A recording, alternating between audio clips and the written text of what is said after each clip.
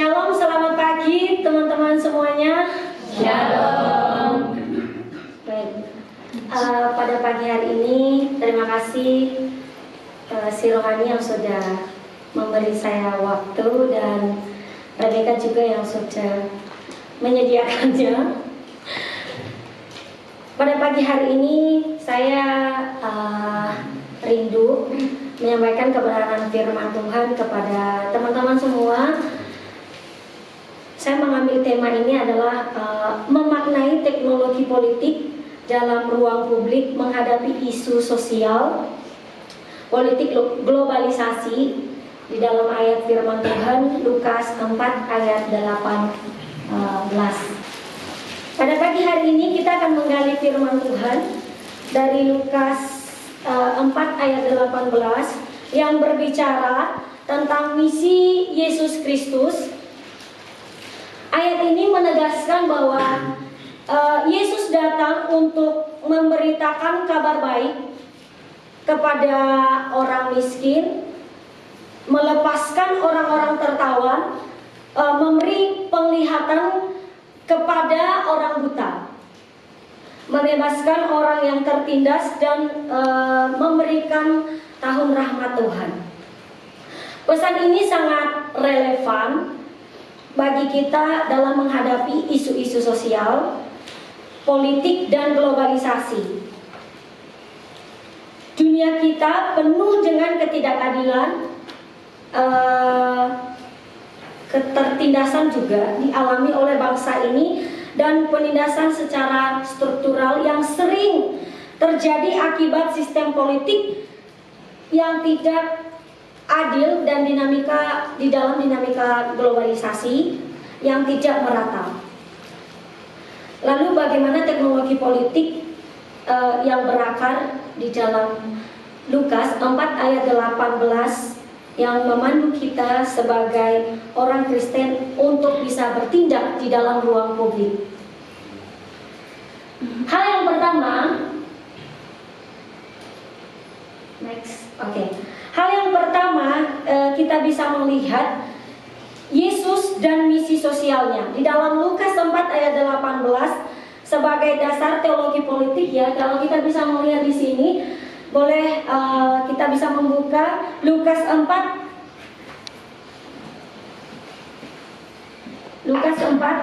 ayat 18 sampai 19.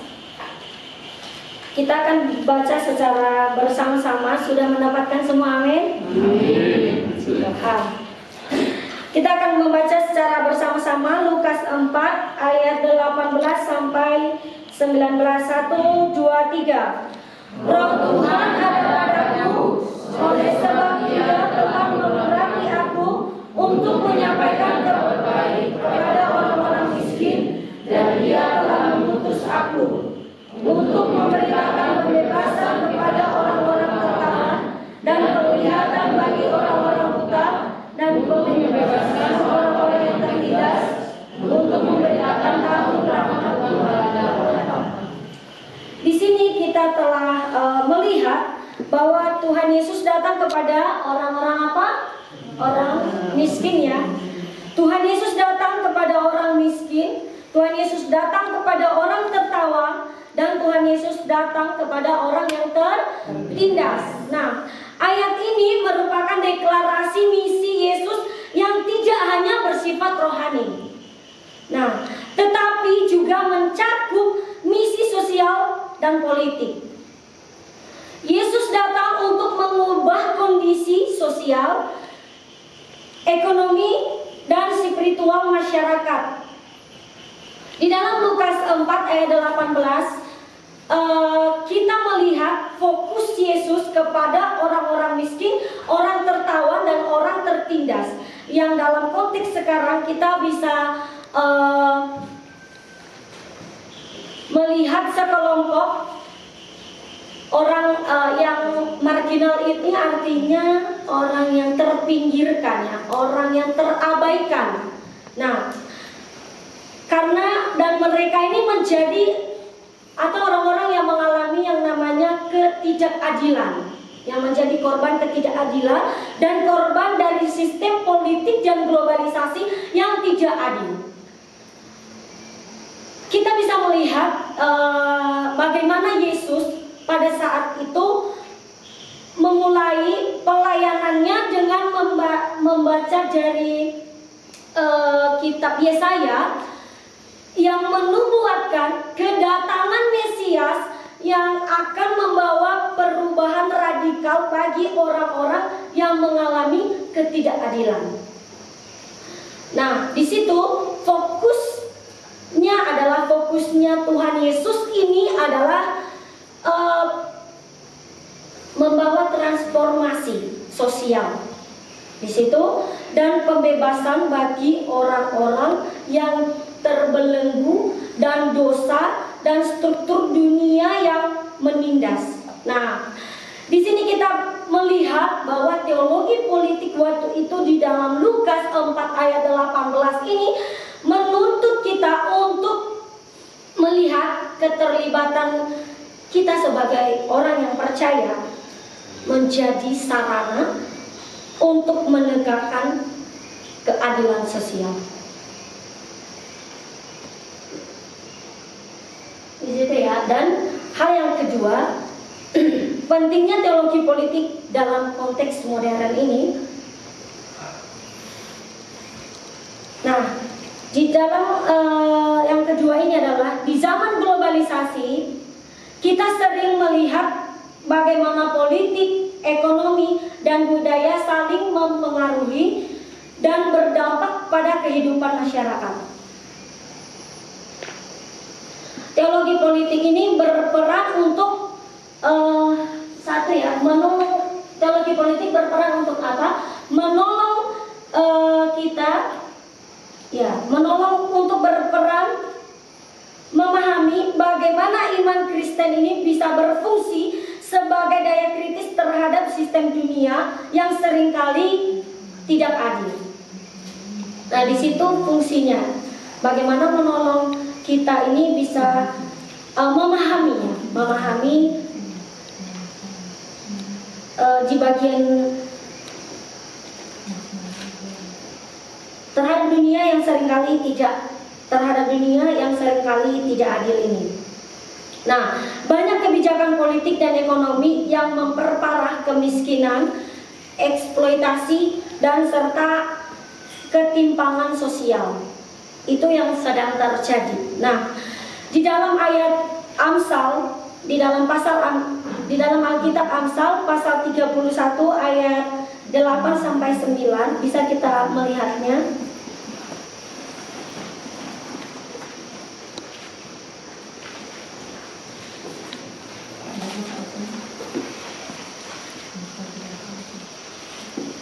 Amsal 31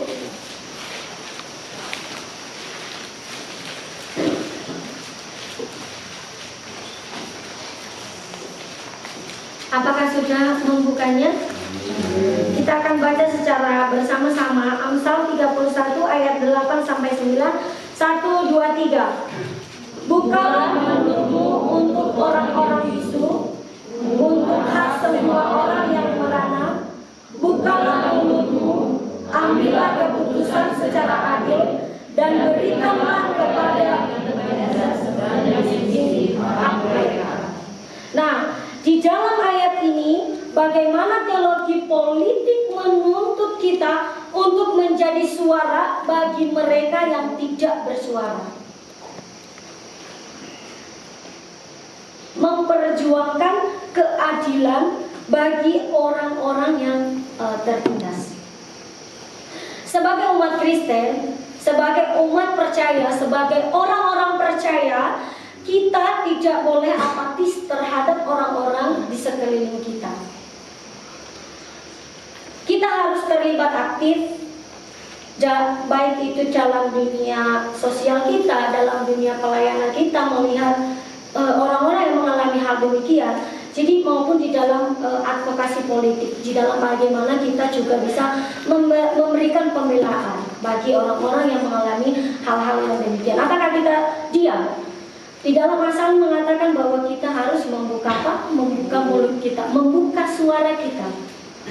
Nah, bagaimana Yesus pada saat itu ya, kita bisa melihat melalui ini, kita bisa melihat bagaimana Yesus waktu itu tidak hanya berbicara soal keselamatan secara rohani, tetapi juga secara sosial. Ayat ini menantang kita untuk tidak tinggal diam di tengah-tengah ketidakadilan.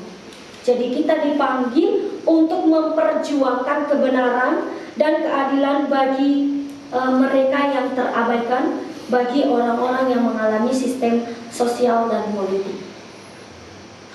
Jadi ya jangan kita hanya tinggal diam. Oke? Dan hal yang ketiga adalah menghadapi tantangan globalisasi saat ini. Bagaimana di dalam Lukas 4 ayat 18 ini bisa menuntun kita. Globalisasi telah menciptakan dunia yang saling terhubung, namun juga memunculkan ketimpangan sosial yang besar.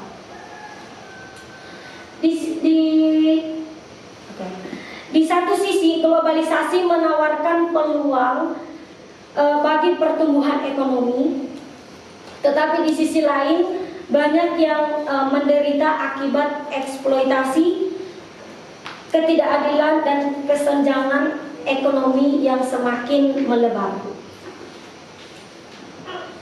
Nah, bagaimana kita menerapkan Lukas 4 ayat 18 di dalam konteks globalisasi ini?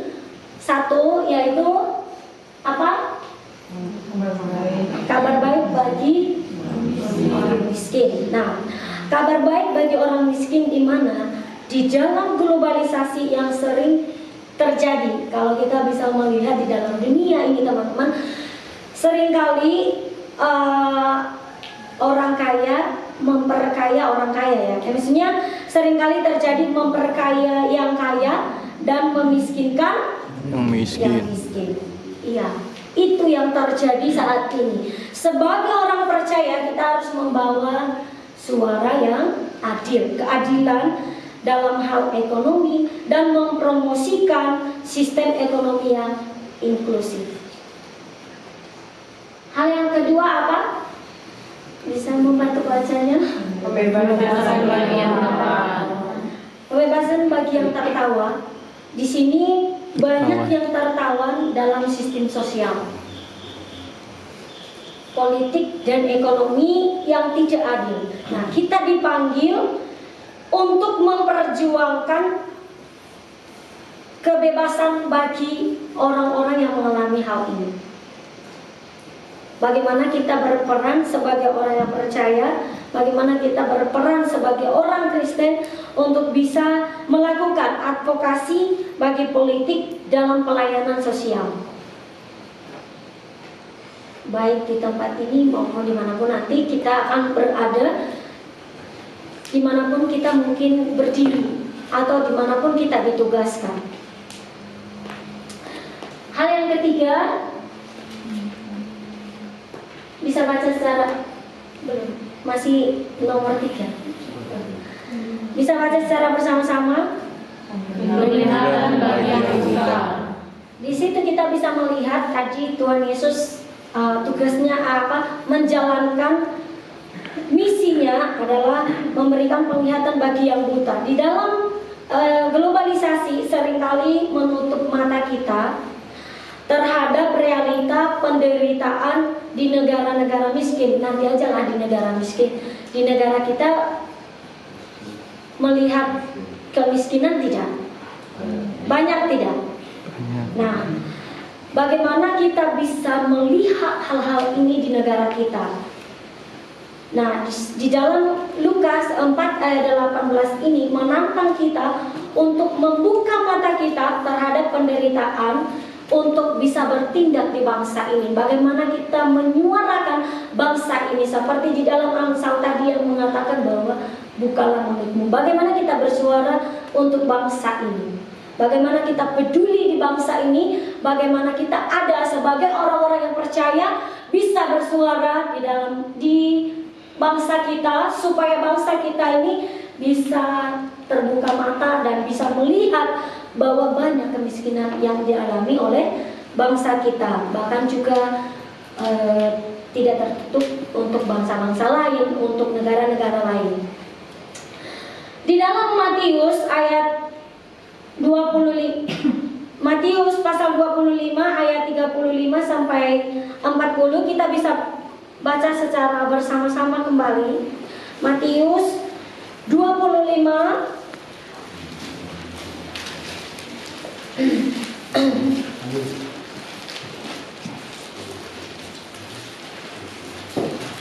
Matius 25 ayat 35 sampai 40.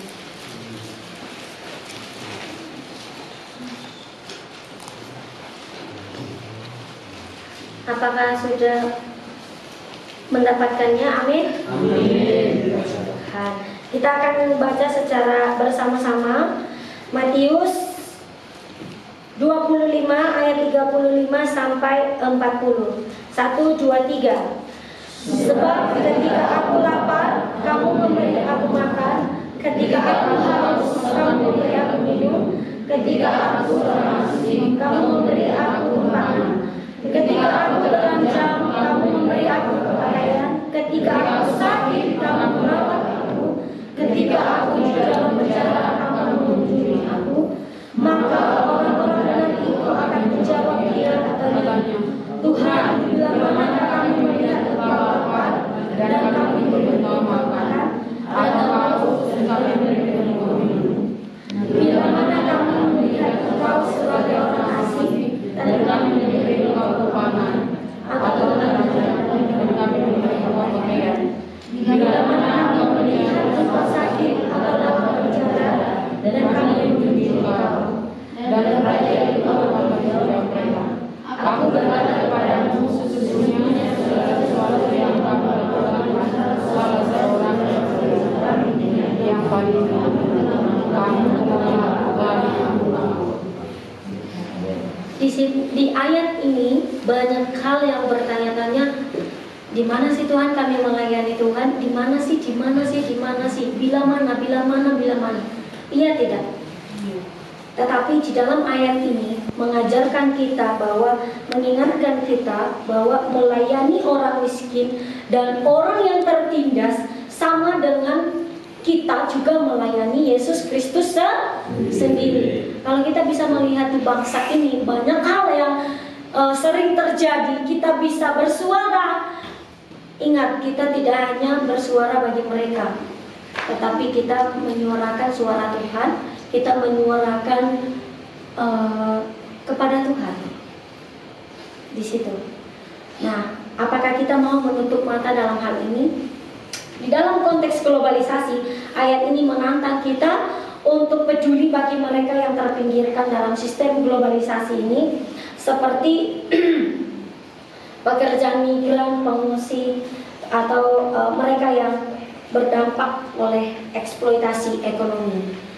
Nah, di situ kita bisa melayani di dalam dunia pelayanan kita pun. Kalau kita bisa bertindak dengan pelayanan apa yang boleh kita ambil saat ini, yang teman-teman bisa melihat di luar sana banyak hal yang melakukan ketidakadilan, baik itu dalam sosial kita, lingkungan kita, masyarakat. Bagaimana kita bisa bersuara di bagian ini? Bagaimana ingat bahwa kita tidak hanya melayani mereka, tetapi kita melayani Yesus Kristus sendiri. Oke, hal yang keempat, bentar lagi ya teman-teman. Menerapkan teologi politik dalam kehidupan sehari-hari ya. Sebagai orang percaya, bagaimana kita bisa menerapkan teologi politik ini yang diilhamkan di dalam Lukas 4 ayat 18. Pertama, yaitu terlibat dalam advokasi sosial. Bagaimana kita bisa berpartisipasi dalam gerakan yang memperjuangkan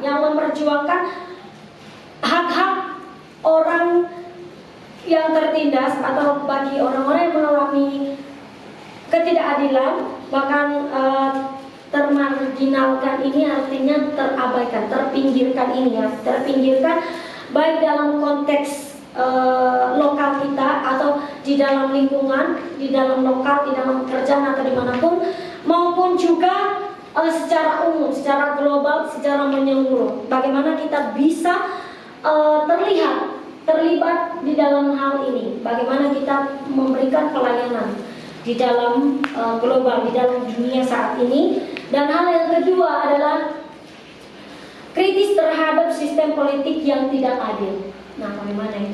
Nah, jangan ragu untuk menyuarakan ketidakadilan baik dalam lingkup pemerintahan, kebijakan publik maupun juga sistem ekonomi yang eksploitasi ya. Terus yang ketiganya adalah bagaimana kita bisa menjadi agen perubahan. Nah, di sini kita bisa menjadi agen perubahan dalam dunia yang penuh dengan konflik politik ya. Kalau kita bisa melihat di dalam dunia yang penuh dengan konflik politik ini, di dalam sosial kita terpanggil untuk membawa perdamaian. Atau kalau boleh kita bisa rekonsiliasi. Jangan sampai kita anak-anak Tuhan sebagai orang yang percaya justru dia mengambil peran untuk bisa melawan bangsa ini, atau mengambil peran untuk bisa maksudnya berpartisipasi, justru ikut terlibat di dalam konflik itu. Tetapi kita sebagai orang yang percaya, bagaimana kita menjadi agen perubahan, bagaimana kita menjadi pendamai bagi orang-orang yang mengalami hal ini. Jangan sampai kita orang-orang yang percaya, orang-orang yang sudah tinggal di dalam Tuhan justru mau tinggal di dalam konflik itu. Tetapi mari kita justru menjadi apa? Tugas kita menjadi apa? Pendamai. Ya, tugas kita adalah menjadi pendamai. Sebagai penutup dari firman Tuhan, sebagai penutup atau kesimpulan dari firman Tuhan ini, Lukas 4 ayat 18 adalah seruan bagi kita semua untuk bisa terlibat dalam misi sosial politik di dunia ini. Kita dipanggil untuk membawa kabar baik kepada orang-orang miskin, membebaskan yang tertawan, dan memberikan keadilan bagi yang tertindas di tengah-tengah isu sosial politik dan globalisasi yang kompleks.